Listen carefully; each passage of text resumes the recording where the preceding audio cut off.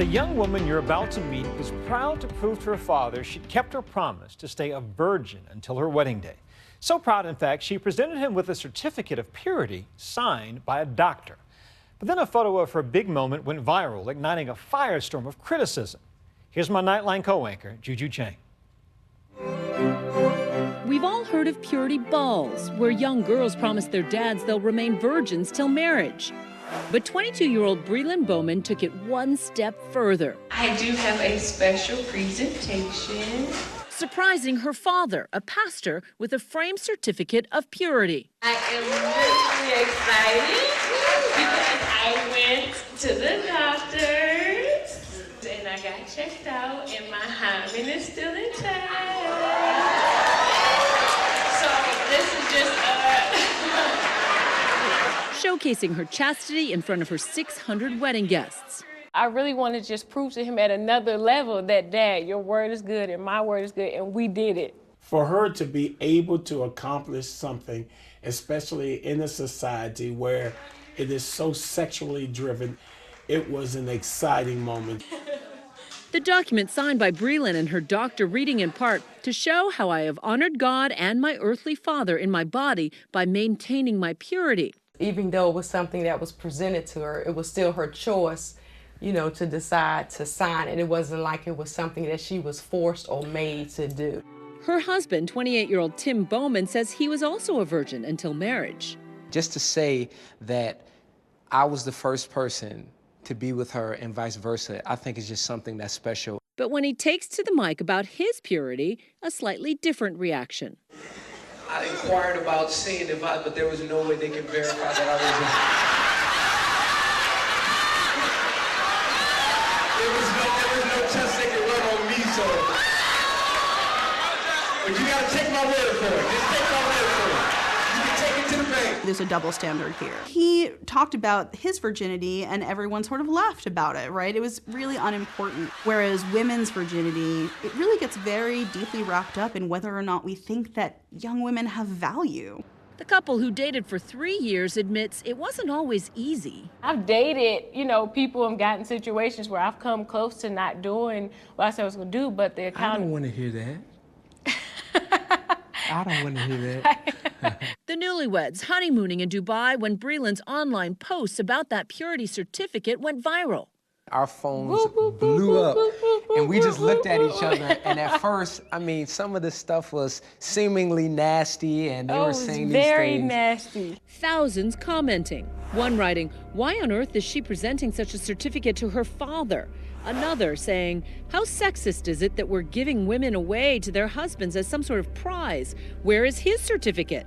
The idea that the most valuable thing a woman has is whether or not she's engaged in any particular sex act is pretty insulting and dehumanizing for women when we scratch the surface of it.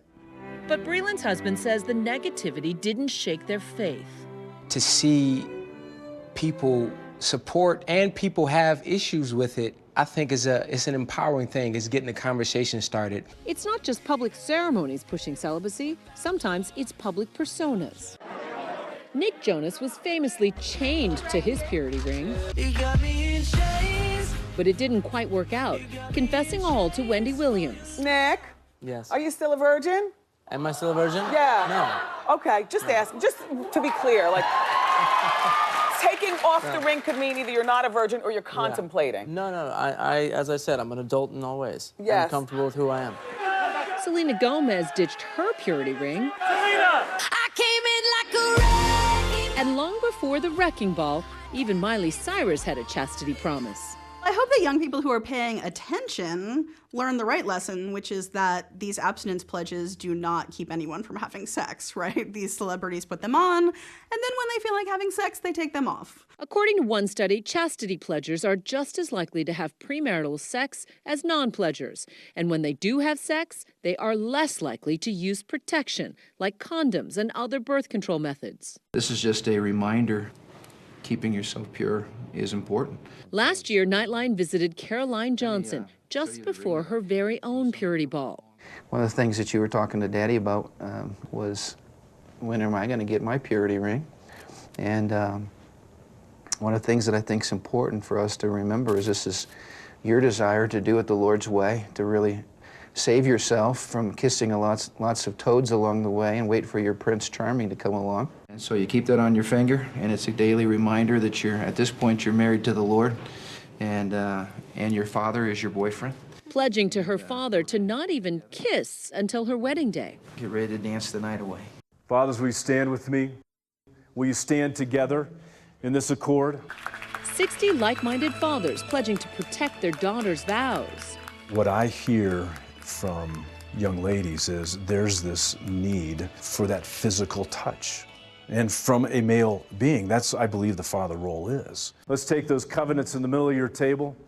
I choose before God to cover my daughter as her authority and protection in the area of purity. There's a pen in the middle of your paper. Pick that up and sign that.